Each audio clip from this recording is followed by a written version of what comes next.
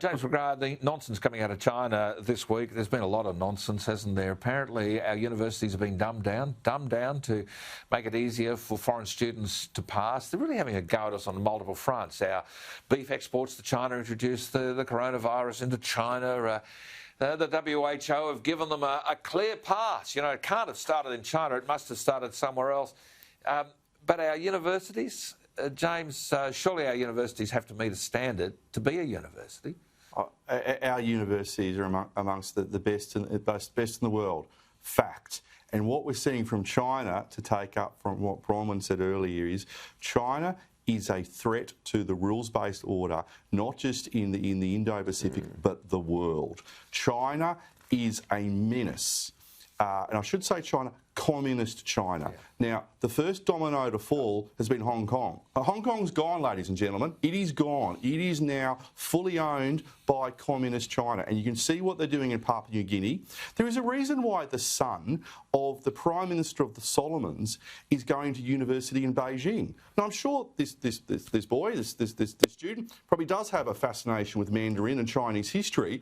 He's going there because the Chinese are trying to influence, I think nefariously, what is going on in our backyard. And what China are doing is they're attacking our economy, whether it's by picking on the beef exports, our wine exports, and now they're coming after our universities.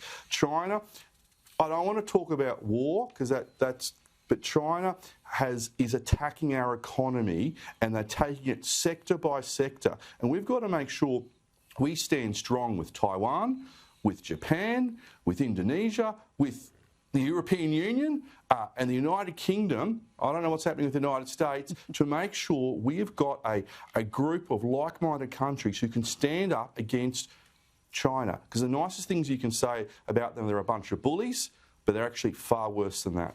Well, it's a plan, and Bronwyn Bishop, this is the point. President Xi is in fact delivering on an enormous vision of destabilising the world to make him look strong. And, you know, the WHO, the World Health Organization, owned completely by China, from what I can see.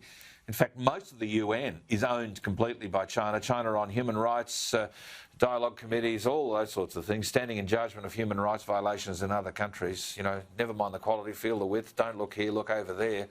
And the WHO have delivered for their China plates. Their mates are happy. It's not them, it must be all of us. This is wrong. Well, this is why we have to keep repeating the facts and not run away from them. Yeah. I mean, the persecution of the Uyghur people in China, it is genocide.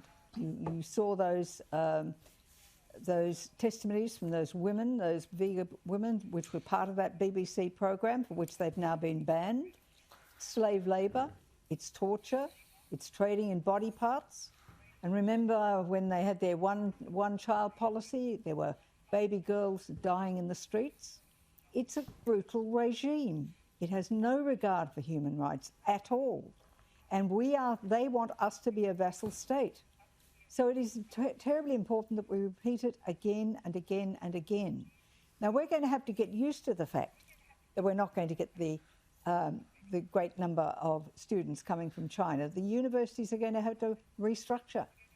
And we've all heard the stories that have gone on anyway about students being grouped together with Australian students, and the work that Australian students do has to be shared around so that they can get a pass mark for those other students. They're individual stories that I'm told, I'm sure you've been told. There is a great suspicion about what is being done to our standards. So, and the Confucius centres that have been put into those universities, they have to go as well. So we have to take a very strong stand about what we allow in our country. And when the Prime Minister said he stands up for our values and our Australian values, then he has to be very strong and continue to be strong, and we have to back those statements. But he can't go on radio and say he doesn't know what woke is, and he doesn't care about woke, because woke has become the shorthand term for the socialist intrusions into our institutions. So we do care. Yeah, we do indeed. And look, you know, the point that I would make to Scott Morrison and his staff who monitor this program is that we offer criticism only because we want this country to be better.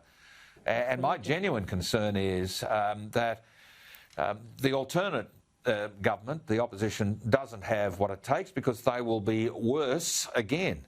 But that doesn't give a leave pass to the current government. It just means that I have higher expectations, if you like, of my own mob, the mob that I was a part of. I have higher expectations. I don't apologise for that.